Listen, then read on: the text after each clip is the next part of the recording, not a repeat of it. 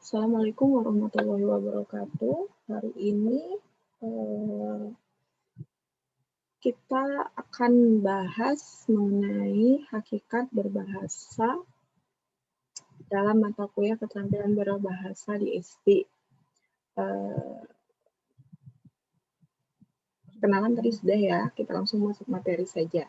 Sebelum masuk materi, saya jelaskan dulu tinjauan mata kuliah. Jadi kompetensi umum mata kuliah kita hari ini adalah diharapkan mahasiswa terampil berbahasa Indonesia dengan baik dan benar sebagai guru SD nantinya. Lalu kompetensi khusus setelah pertemuan ini, mahasiswa dapat menjelaskan keterampilan berbahasa, manfaat keterampilan berbahasa, beserta dengan aspek-aspek keterampilan berbahasa. Langsung saja, keterampilan berbahasa. Keterampilan berbahasa itu memiliki dua aspek. Aspek yang pertama dikenal dengan aspek reseptif, berupa penerimaan atau penyerapan. Bentuk dari aspek reseptif ini berupa keterampilan menyimak dan keterampilan membaca. Lalu yang kedua adalah aspek produktif, pengeluaran dan pemroduksian bahasa, baik tulis maupun lisan. Nah, bentuk dari keterampilan berbahasa, aspek produktif itu adalah berbicara dan menulis. Seperti yang tadi dijelaskan, jadi ada 4 aspek keterampilan berbahasa. Ini 4 aspek keterampilan berbahasa dari 2 aspek tadi.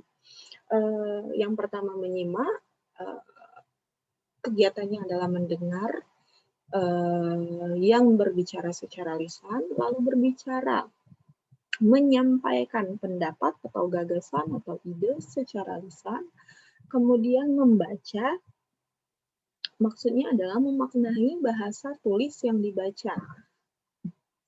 Kemudian yang terakhir adalah keterampilan berbahasa menulis.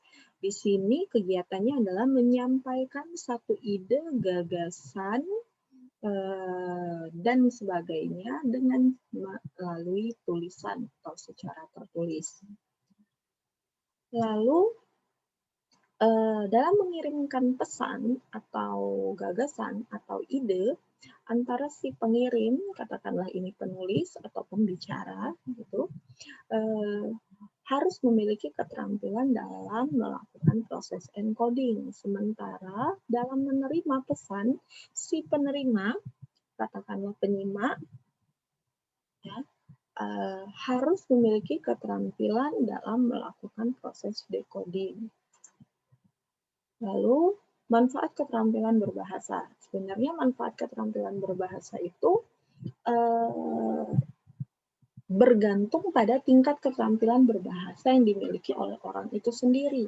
Misalnya, seorang guru, keterampilan berbahasanya ketika memberikan pengarahan atau penjelasan mengenai materi proses belajar mengajar di dalam kelas tentu akan berbeda dengan keterampilan berbahasa yang berprofesi sebagai pengacara atau keterampilan berbahasa yang berprofesi sebagai pengusaha. Karena itu, secara umum manfaat keterampilan berbahasa itu bergantung pada tingkat keterampilan berbahasa yang dimiliki oleh orang yang bersangkutan. Akan tetapi, ada juga pendapat yang mengatakan bahwa ada 4 manfaat keterampilan berbahasa, yaitu mengungkapkan pikiran. Jadi melalui keterampilan berbahasa, seseorang bisa mengungkapkan pikirannya baik secara lisan maupun secara tertulis, lalu mengekspresikan bentuk perasaannya dalam keterampilan berbahasa atau melalui bahasa. Kemudian melaporkan fakta-fakta yang diamati, dan selain itu dapat memahami pikiran, perasaan, gagasan, dan fakta yang disampaikan oleh orang lain. Kita lanjut. Aspek-aspek keterampilan berbahasa ini adalah rincian dari aspek-aspek keterampilan berbahasa yang sudah dijelaskan di awal barusan. Yang pertama, mendengarkan. Keterampilan ini adalah keterampilan memahami bahasa lisan yang bersifat reseptif. Ada dua jenis situasi dalam kegiatan mendengarkan, yaitu mendengarkan interaktif dan mendengarkan non-interaktif.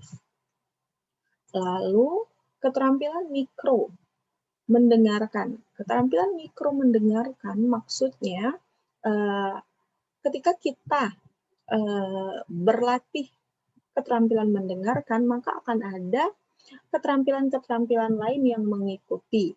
Di buku modul kalian itu ada 12 keterampilan mikro mendengarkan. Tapi di sini saya akan bahas atau singgung 6 poin dari 12 keterampilan mikro mendengarkan. Yang pertama, menyimpan atau mengingat unsur bahasa yang didengar. Jadi ketika kita mendengarkan, secara tidak langsung kita akan menyimpan atau mengingat unsur bahasa yang didengar. Lalu berupaya membedakan bunyi-bunyi yang membedakan arti. Jadi ketika kita mendengar, kita akan berupaya membedakan ketika bahasa yang kita dengar pertama dengan bahasa yang kita dengar selanjutnya, itu akan membuat kita berlatih untuk membedakan bunyi-bunyi yang membedakan arti tersebut. Lalu menyadari adanya bentuk tekanan dan nada serta intonasi. Jadi ketika kita mendengarkan, kita tuh akan sadar bahwa apa yang didengar, simakan yang didengar itu ternyata memiliki nada, suara, dan intonasi yang berbeda di setiap partnya. Lalu membedakan dan memahami arti dari kata-kata yang didengar, mengenal bentuk kata yang khusus, dan mendeteksi kata-kata kunci yang mengidentifikasi topik atau gagasan. Yang selanjutnya adalah keterampilan berbicara. Keterampilan berbicara secara garis besar ada 3 situasi, yaitu interaktif, semi-aktif, dan non-interaktif. Non-interaktif dan interaktif ini sama penerapannya dengan keterampilan mendengarkan atau menyimak tadi. Sementara situasi semi-aktif maksudnya adalah ketika seseorang berpidato di depan umum, maka tidak dapat diinterupsi pada prakteknya, tetapi si pembicara atau yang menyampaikan pidato itu sebagai pembicara, dia akan dapat melihat reaksi pendengarnya.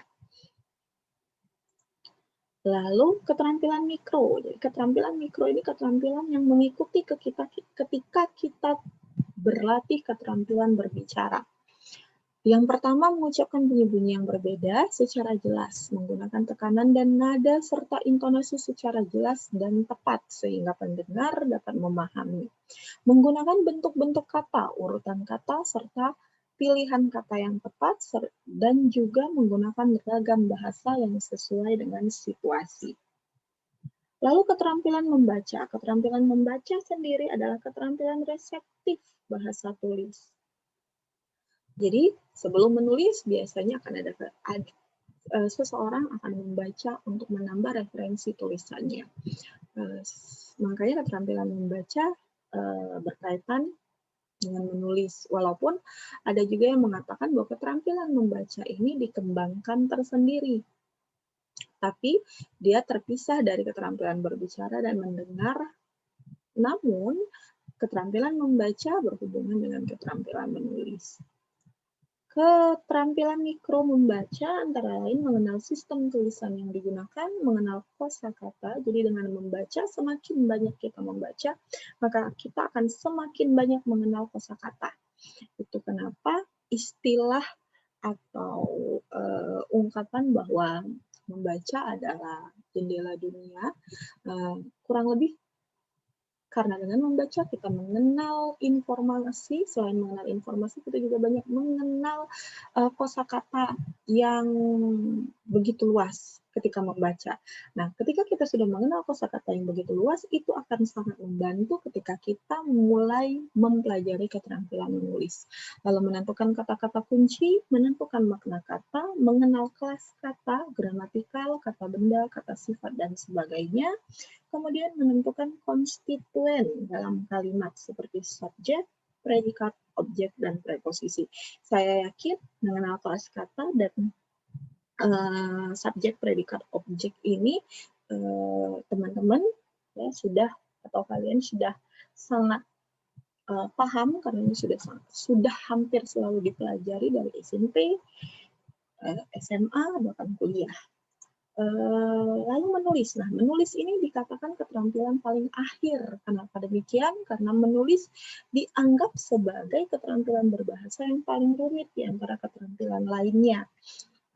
Mengapa dianggap begitu? Karena menulis ini merupakan keterampilan produktif, artinya dia menciptakan suatu karya.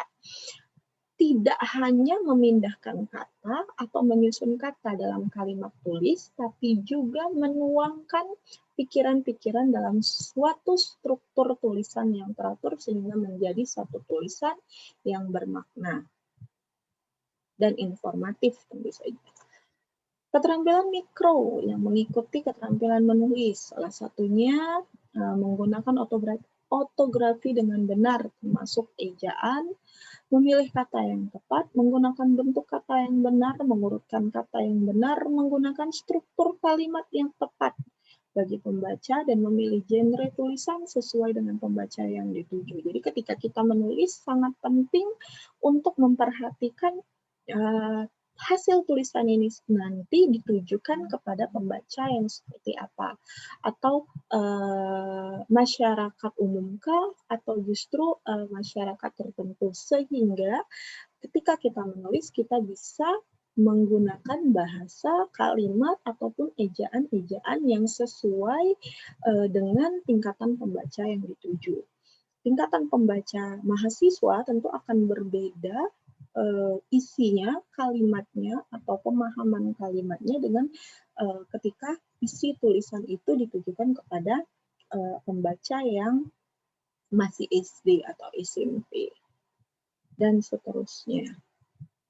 Saya rasa ini materi kita hari ini mengenai hakikat berbahasa. Setelah ini boleh kita diskusi jika ada yang ingin ditanyakan atau ingin ditanggapi.